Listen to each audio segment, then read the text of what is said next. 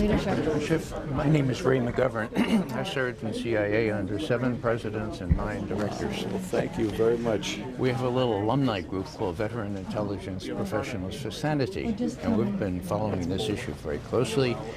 One of our members is the former technical director of NSA.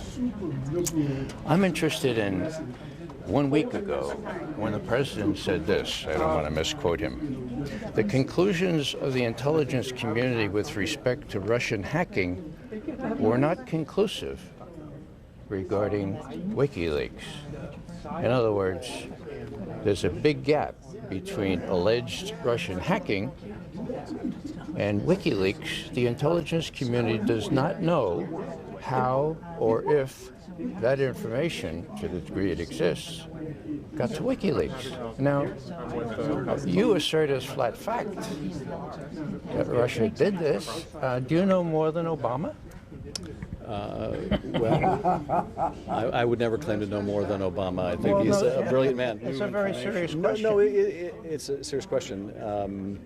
I have every confidence in the intelligence of the Russian hacking of both the DNC as well as John Podesta. James Clapper is a convicted... You asked me a question. Do you want to hear the answer? I will. While I can't go into the classified information, I have every confidence that the Russians used WikiLeaks, whether Julian Assange was a knowing participant or, as the Russians would describe, a useful idiot. That we will hopefully find out, but I don't have any question in the conclusions that the intelligence You have every confidence but no evidence, is that right? No, I can't share the evidence with you. Yeah. Congressman, I'm Paul that's Joy, bogus. I'm former That's bogus. Director of Security Senate Intelligence Committee. We always refer to it as the SSCI. The intelligence community would use sissy as a term of derision. Oh, is that right? Please don't do that. Oh, okay. But anyways, what I wanted to say is that the most effective Russian operations always include. So I'm here with comedian Dave Reinitz and the miserable liberal Steph Zamorano, and I don't know if you noticed, but bam. And so we're talking about the alleged Russian hack, and we're showing how this doesn't help the Democrats. Makes the news journalists reveal themselves to be shitty.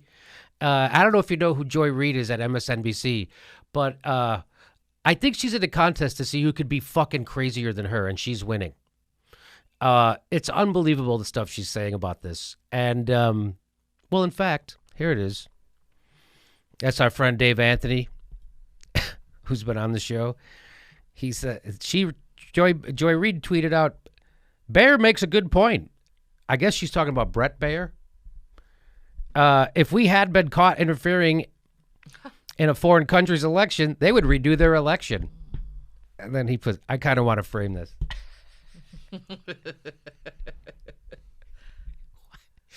Sure. If we've been caught interfering in an election, what happens when we get caught interfering, blowing up another country and installing a puppet regime? What happens then? Did they redo it? They would like to redo it. They did. Do they redo it? They would like to.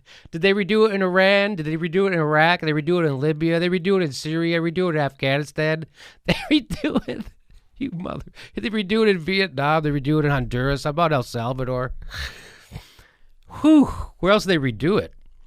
So Adam Schiff, by the way, who is a Democratic congressman, he went on with Tucker Carlson, who doesn't wear the bow tie anymore, and proving that Jon Stewart was correct, that his bow tie was obviously theater. It was obviously theater. So here, now, if you want to see how stupid it sounds for people to be running around based on anonymous sources with no evidence to be screaming about Russia and be upset. By the way, the Democrats, get on with the business of trying to win the 2018 elections, okay? Quit fucking around with this. This is yesterday. It's over. Russian hacks, Russia. Are you kidding? How much longer are you going to waste on this? It's the economy, stupid. Remember that? It's the economy, stupid. I can't believe that Rust Belt people didn't vote for Hillary Clinton as Barack Obama was pushing the TPP. Why wouldn't they vote for someone who passed NAFTA while the president was passing the TPP? I don't understand. Why wouldn't they vote for somebody who exploded the prison population at the same time she gutted welfare and passed NAFTA and repealed the New Deal banking regulations? I have no idea whether, but I don't know. Super predator. So this is going to show you how dumb. So now half the Democratic Party sounds just as dumb as the Republican Party used to when George Bush was president. And they're gaslighting, they're lying, they're obfuscating. They look like obvious liars, right? And so you know what I'm talking about. You know exactly who I'm talking about and what I'm talking about. The people who defended the corporatism, people inside the Democratic Party who smeared Bernie as a lefty and defended a corporatist warmonger as somehow a lefty. So now that the Democrats are in bed with Wall Street and big oil and big pharma and Silicon Valley, they sound like bullshitters all the time. So here comes Adam Schiff, who by the way I did a fucking fundraiser for. Mm-hmm. Me too. Yeah, A couple of them. I won't ever do that again. So watch this. You're upset because you think this affected the election. I get why you're upset. But are you arguing that voters, and other reasons too, but are you arguing that voters should not have seen that information? This is an important point, though. It's not just the fact that it damaged the candidate I was supporting. All Americans, Democrats and Republicans, and particularly, of the party of Reagan, ought to be concerned when we have Russia interfering in our political affairs. But are you arguing that voters should not have had the right to see that information? If you could take it back, would you say voters, you're not allowed to see that information? Well, he's saying the information from the Podesta email hacks. That's what he's talking about, all the WikiLeaks. He's saying, are you saying that the people don't have the right to see that and you should take that back? And Schiff is the Democratic leader on the Intelligence Committee. Yeah. He's the senior Democrat in the Intelligence Committee. Yes. So he's seen it. If anybody's seen it, it's that guy. Okay. I would say that we ought to stop Russia from doing this. Now, whether the press should publish the information or not. Do you think they should? That is a different question. I think that there are some cases where the public interest is so great they should publish. But I also think, and this was an issue I took with the press during the campaign, that when they do publish information that the Russians have hacked and the Russians want us to see, they ought to inform the public of the provenance of those emails. But they don't know it, and neither do you. You don't know that. You don't know that the government. I think it's really irresponsible for you to say you know that the Putin government. So he's nailing him. He's like, you don't know, because he knows, Tucker knows, that if you had that evidence, you would show it to us, but you're not showing it to us. That's how I know you don't know. You know, it is irresponsible, Tucker, for you to make that claim without looking at the evidence. And more importantly, you can't say that you know the Putin government more did that. Importantly, for the president-elect today to say that he doesn't know whether the Russians. You're on the Intel Committee. Let me just ask you one. So Tucker Carlson's about to dismantle him right here with just real easy, straightforward questions. So watch this. Question. Can you look right into the camera and say, I know for a fact the government of Vladimir Putin was behind the hacks of John Podesta's email? Absolutely. The government of Vladimir Putin was behind the hacks of our institution and the dumping of information. Of John Podesta's email. Not only in the United States, but also in Europe. Okay, you're not, you know what, you're dodging. And Tucker, no, look and say. He's not answering the question. So the Russia was responsible for the Podesta email hack? Won't answer that question. And it's obvious. It's obvious now he's a bullshitting liar.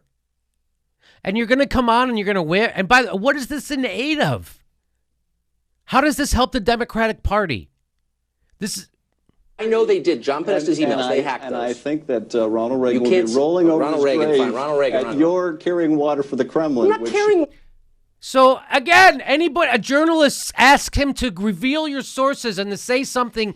I want you to say that you know this for sure. He won't say it. And what is his defense? His defense is the Hillary Clinton defense. You're a commie. You're a commie. You're a commie. That's what they're fucking doing. These are Democrats calling. Everything is now. So do you see how Republican the Democrats have become? They're now the red baiters. The Democrats have. He's on Fox News, red baiting a Fox News host who actually has it right this time. That's how shitty the Democrats have become. They make Tucker Carlson look good. That's how shitty they are. That is not easy. They're making him look like fucking Walter Cronkite. Tucker Carlson. You're a sitting member of Congress on the Intel Committee, and you can't say they hacked. You're gonna have to move your show to RT Russian television. Can he not stop it? This is your defense? You're going to have to go work for Russia. You're a guy in the Kremlin. This is disgusting. These are Democrats doing this. This is gross. It doesn't help you. It doesn't get. In fact, it hurts the Democrats. This is hurting the Democrats. It doesn't help. This is 100% distraction from what the problem is in this goddamn country. You know what? That's just so beneath your office because it's so dumb and you're being...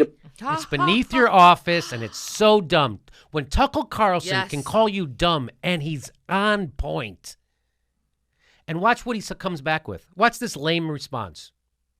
Listen, I'm asking you, did they hack Podesta's emails? And you can't say it. Personal insults like that, Tucker. You just said it was Karen. He just called him a fucking communist twice. Well, when you have to resort to personal insults like that, you did something dumb. He just called you on it. It's beneath your office and it's dumb. He just called you on it. Tucker Carlson can dismantle you. Ugh.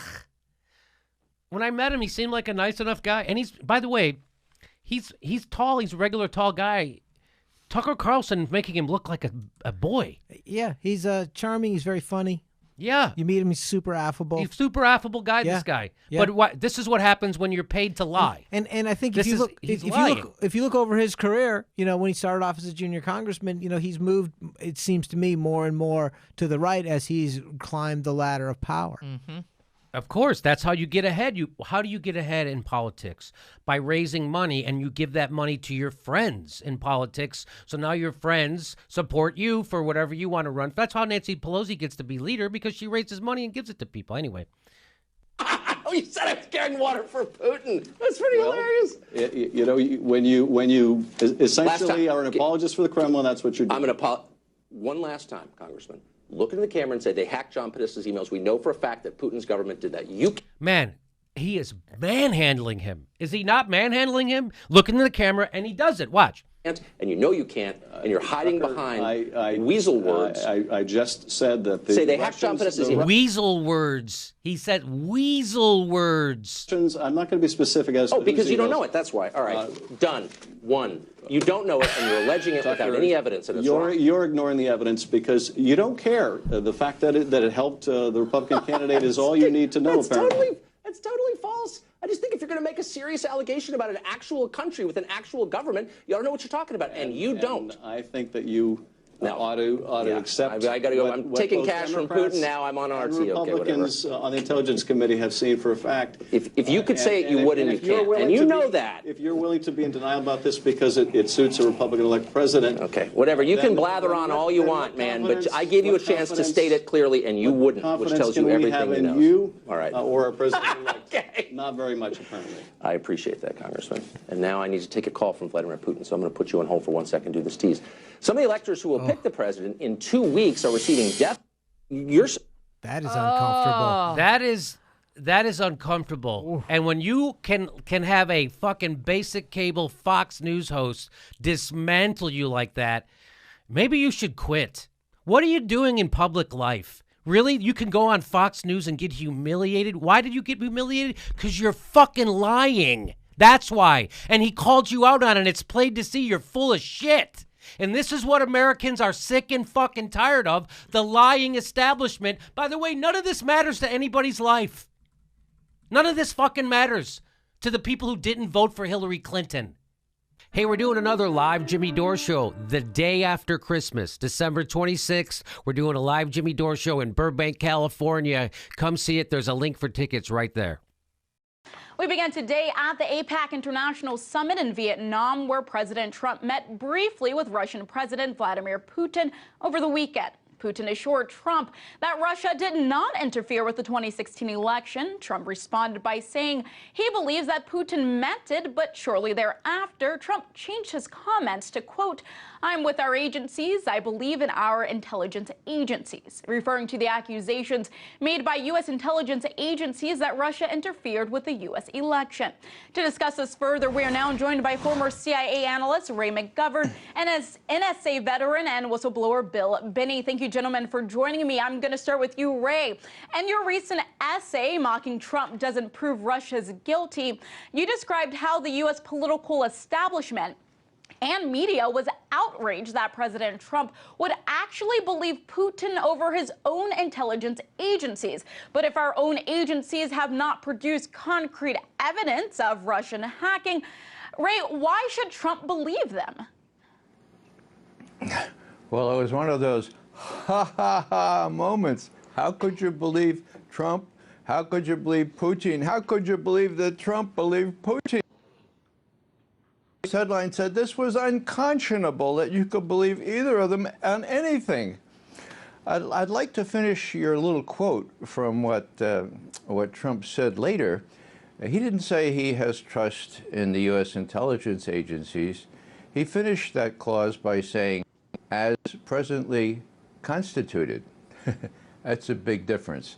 What he did was accuse the former leaders of our intelligence agencies, Brennan and others, including Comey, as being political hacks. So that's the hack story, folks. What Trump called these people were political hacks, and he knows that because of my colleague Bill Binney. I had a chance to brief the director of the Central Intelligence Agency and tell him about the forensic, I repeat, forensic evidence, the investigations that for some reason FBI Director Comey forgot to do or didn't want to do of the DNC computers, which shows there wasn't a hack by Russia or by anybody else. It was a copy onto a external storage device. That's why there's this big furor going on. The press is again advancing this notion that the Russians hacked, and of course you can't believe the Russians, and if you believe the Russians, how can anyone else be believed? All this without any tangible evidence that Russia hacked.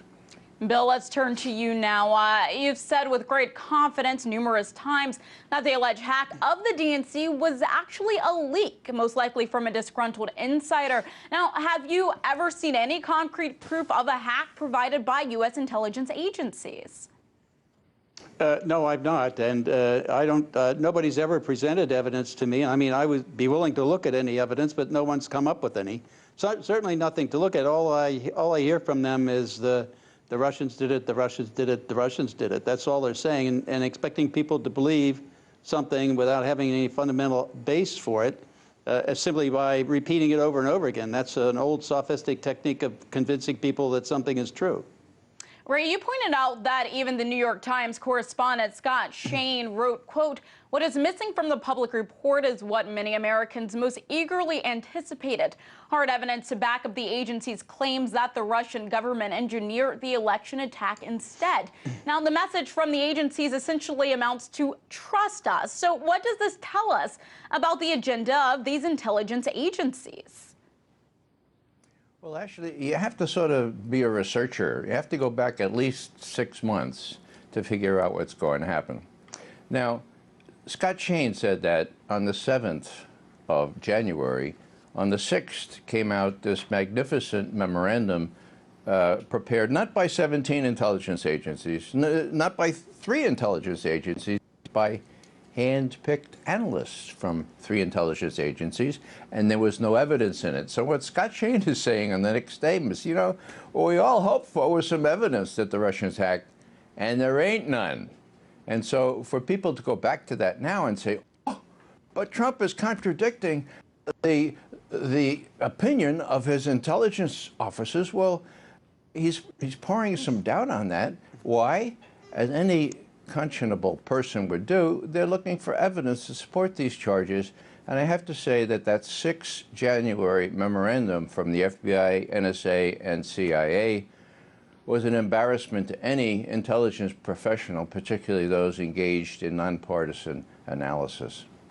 Bill, why is improving relations with Russia? Why does it appear that it's such a big threat to the U.S. political establishment when normalizing relations would actually be in the interest of both the American people and the Russian people? Well, I think it's basically because they want to create another Cold War, have another continuing conflict or cold-type conflict, so they can invest more trillions of dollars into the military-industrial intelligence governmental complex, so that basically they can fleece us and swindle us out of more money. Bill, let's stay with you. I think that's the drive. Yeah, I think that's what they're after. All right, Bill, I want to stay with you. You met with CIA Director Mike Pompeo last week. I'm interested to know, how did Pompeo react to your conclusion that the available evidence does not conform to the current CIA narrative that Russia hacked the election.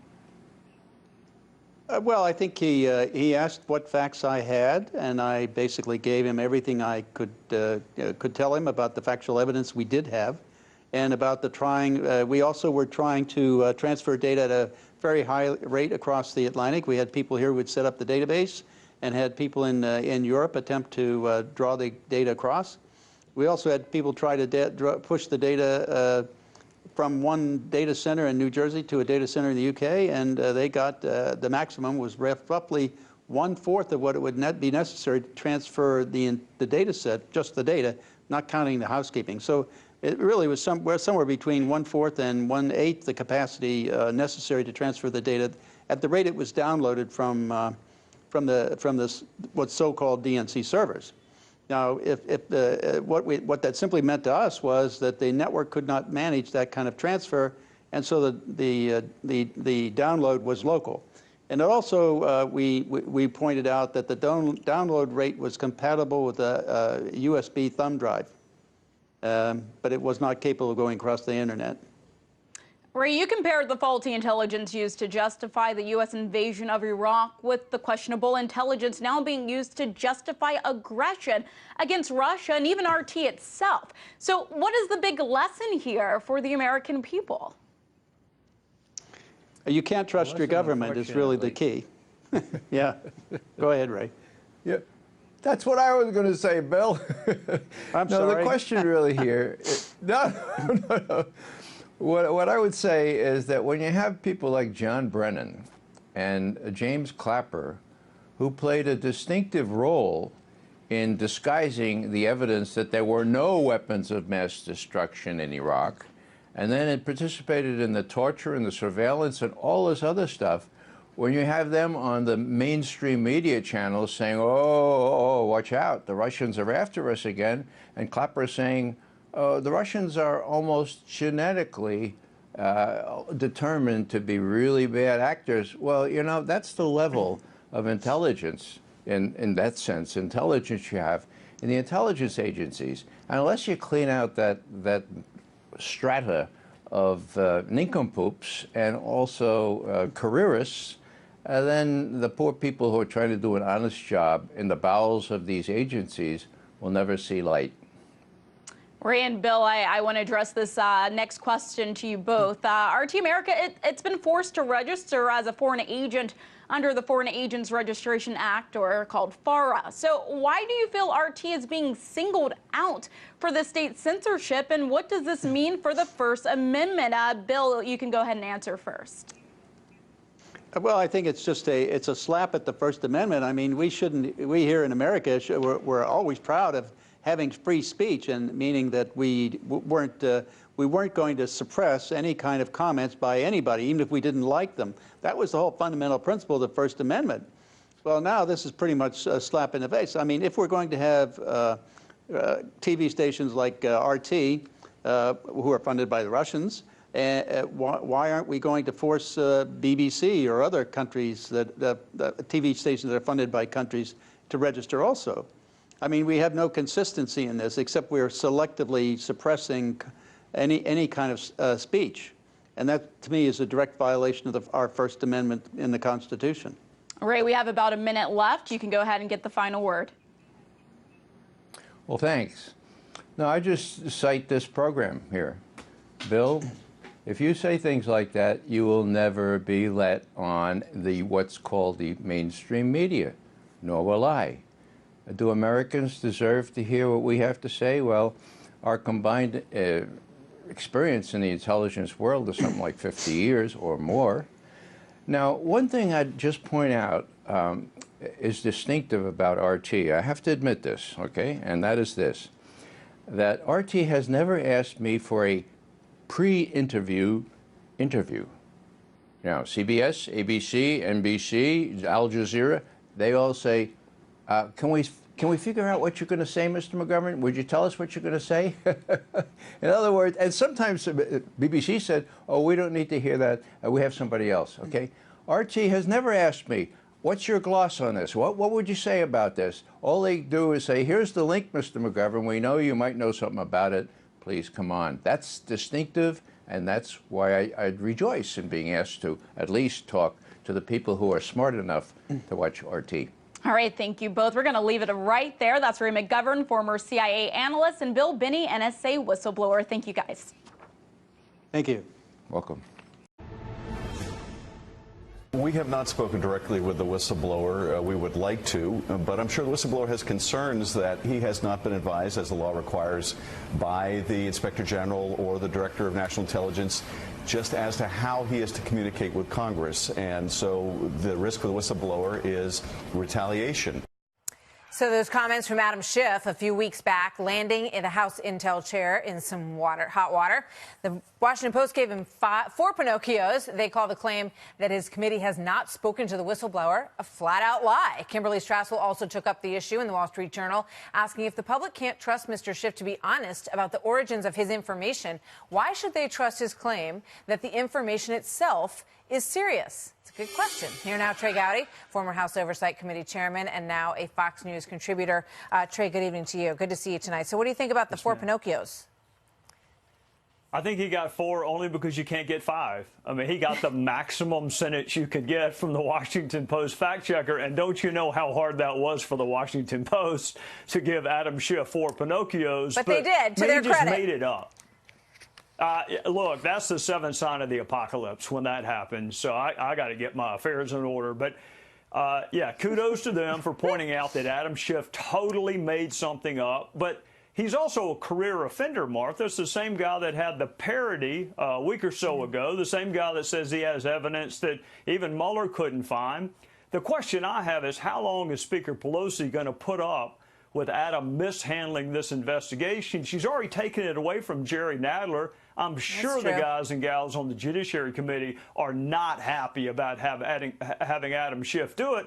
But if you're going to do it, at least don't screw it up, Adam. And right now, he's made himself a fact witness. He is in the evidentiary chain for what happened with this whistleblower, and I hope the Republicans make him testify. Yeah, I mean, he easily could have answered that question honestly and, you know, and said, yes, he came to our office. We put him through the proper channels or her through the proper channels. You know, why do you think he didn't? I mean, does it say something about deeper involvement on his part? I mean, what does that reveal, that he wasn't willing to say that, I wonder? In the words of Patty Loveless, that he's got a little trouble with the truth, to quote a country song. I mean, why does anybody lie? Because they're afraid the truth is going to get them in trouble. Schiff has received a pass. The whole time I was in Congress, I don't ever remember a negative word about him. I remember him complaining when Republicans would meet with whistleblowers. I remember him complaining when Republicans would ever meet with witnesses and he wasn't present. So this is the 3rd mistake he's made in maybe the most major investigation he's ever going to be part of. I don't know how long Nancy Pelosi is going to put up with his missteps. What's the impact of that? What's the impact on the case? You know, how difficult is it that the lead person on this is making these missteps? How serious is it for the whole big picture? How damning was it that Mark Furman investigated O.J. Simpson's murder? How damning was it that Peter Strzok was the lead investigator? Very. Bias, or the perception of bias. I'm not prejudging Mark Furman. I will prejudge Peter Strzok. Bias kills investigations. And for anyone who wondered whether or not Adam Schiff could be objective and dispassionate, I never wondered that. But if any of your viewers did, now you know he makes up facts and openings, and he lies about meeting with a whistleblower when the truth would have served him just fine. He just decided to lie about it. This is a piece of sound from Susan Rice, who says that there's an attack on democracy coming from 1600 Pennsylvania Avenue. Listen to this, and I want to get your reaction to it. For the first time that I can remember, our democracy is under assault. Our country is, in effect, under attack. You write that in the book, but and you still believe. That attack is coming now from within. It's coming from 1600 Pennsylvania Avenue. Right. And for all the security threats I saw as National Security Advisor, all the challenges we faced, I never thought I'd see that. What do you think of that? I think that might be the same Susan Rice that went on the 5 Sunday morning talk shows and botched every single fact about what happened in Benghazi, Libya to 4 of our fellow citizens. I think it's the same Susan Rice who threatened to run against Susan Collins because she had the unmitigated temerity to vote for Brett Kavanaugh for U.S. Supreme Court Justice. The biggest threat we have to our democracy is when people who don't like Trump and didn't vote for him want to undermine and reverse election results. That's what's going to do us in as a republic. Look, she didn't vote for Trump. I feel really confident saying that. She didn't vote for him. But you still have to respect the fact that lots and lots of people did, and he won the Electoral College. To say that that is a threat to democracy because you just happen to disagree with someone, the threat is when you undermine the election by trying to impeach and get rid of someone simply because you wish they weren't in office. All right. Wise words. Thank you very much, Trey. Good to see you tonight. Yes, ma'am. You too.